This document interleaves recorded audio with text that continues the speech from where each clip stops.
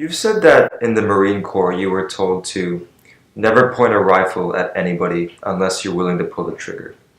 Is the United States today making too many empty threats with countries like Syria and Russia? You don't want to make empty threats with anybody Mm-hmm. because if people see that, then they don't take your word seriously. So yes, I think the classic case was the drawing of a big red line in Syria and not doing anything when it was crossed. Mm-hmm. That sent a message around the world. Mm-hmm. Now let's move on to the issue of climate change. What caused you to become a vocal proponent of action to combat climate change? Well, it's pretty obvious to me that the climate is changing. And I think the reason is reasonably clear. But even if you don't think so, I argue that in the Reagan period, we had scientists who thought the ozone layer was depleting, some who doubted it. They all said that if it happened, it would be a catastrophe. So we said, okay, let's take out an insurance policy. And that appealed to people. Mm-hmm. So it didn't get people on our side who were opposed, but they got off our back. Mm-hmm. And we managed to get what was called the Montreal Protocol into place. And basically, I think it's the Montreal Protocol came along just in time, and it was a success. So I'm saying right now, why don't people be willing to take out an insurance policy? Even if you doubt, you might have a little thing in the back of your mind, you say, it just might be wrong. Mm-hmm. So the insurance policy that we need to take out, I don't think it's even that expensive. We need to support, sustained support for energy R&D. Mm-hmm. And it is going along, and it's accomplishing a lot. Mm-hmm. I can see it here on campus. I chair the MIT Advisory Board on Energy, and I can see what they're doing. Mm-hmm. And there are things that are beyond just the climate business that are helpful. So we need to do that. Then I think we need to make all forms of energy carry their full costs, Mm-hmm. which means that the cost of the pollution produced by some form of energy, they should take that into account in their costs so everybody has a level playing field. Mm-hmm. So that means you put a fee on carbon. A fee on carbon. I call it a revenue-neutral carbon tax. Make it revenue-neutral so it isn't a drag on the economy. Mm-hmm. It's just designed to create a level playing field. If you do those two things, we'll get at the problem pretty well. You've worked under 3 Republican presidents, and you believe in the effects of global climate change. Why do you think the Republican Party and many Republican voters are having a hard time coming around to the idea? Well, it's not recognized. There are a lot of Republicans who think there is a problem. Senator McCain, for example, mm-hmm. Senator Graham, for example. They've been outspoken on this, and there's quite a list. Mm-hmm. So it is not correct to say that all Republicans are. There are some who make a name for themselves by being opponents. And I always tell them, be careful what you say, because you're going to get mugged by reality.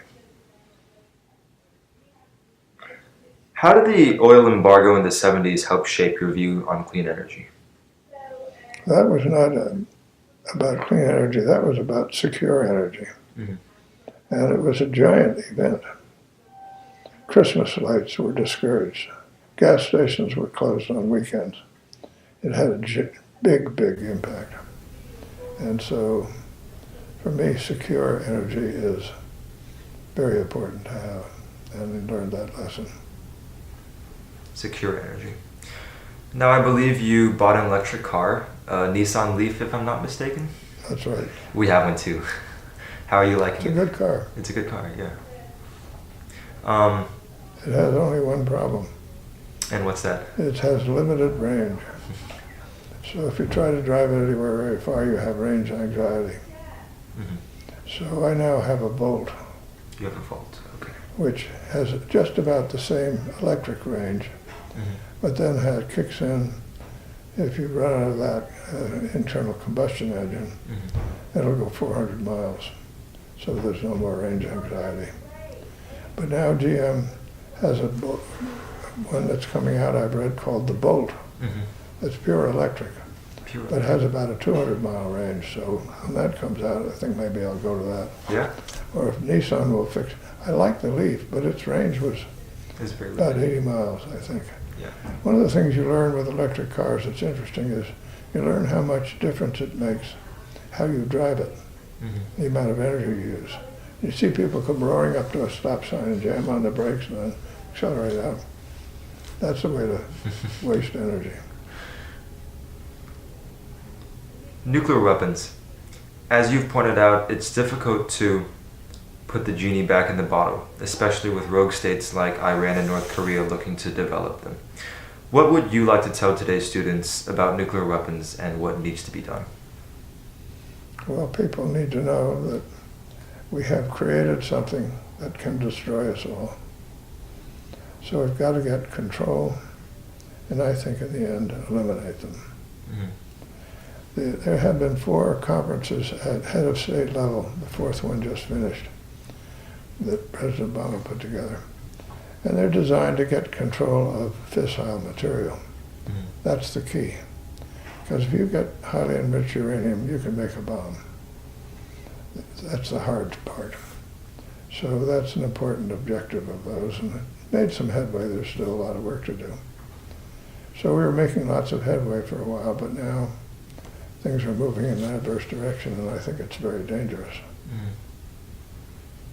Do you think we'll ever reach the point of having 0 nuclear weapons, or is that just not feasible? I don't think it's not feasible. I think it's feasible, but it's going to be hard to get there. But the nuclear weapons in existence today are about 1/3 of what they were when Reagan and Gorbachev met in Reykjavik. So a lot of progress has been made. Substantially, okay. This is a presidential election year, and the last year has been one of increasing concern about terrorism. In Paris and Brussels and here in California, we've seen terrorist attacks. And several leading Republican candidates have come out with proposals to patrol Muslim neighborhoods, stop Muslims from entering the country. In your view, what do you want students to know about how we should be balancing the need for security with individual freedom? Well, I think we have to recognize that I made a speech in 1984 saying this was a major problem and we needed to beef up our intelligence and find out about these things before they happen and try to prevent them. So I think prevention is a key. In order to prevent, you have to have intelligence and work at it. So that doesn't mean you have to snoop on everybody all the time, but you have to be alert and pay attention to what's going on. For instance, the 9/11 attacks.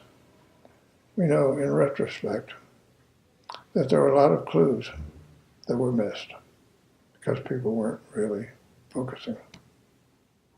When people want to go to an aircraft training school and they don't want to learn anything about how you take off or land, all they want to know is how you fly when you're in the air. Then I've got to tell you something. Okay. Right. As an example. Wow. Okay. Members of my generation, what are 3 things that you want to see the United States do by the time that they're your age? Well, I have 4, and now I have 4.5 great-grandchildren, not grandchildren. Great-grandchildren, sorry. Yeah. Oldest one is about 6. And they're more fun to have around because they're curious about everything. Life is exciting. They don't walk anywhere, they run. They're in a hurry. And you can't help but look at them and say, what kind of a world are they going to inherit? And what can I do to make it better? So I think the nuclear weapons problem that you mentioned is one to worry about. And the climate is another.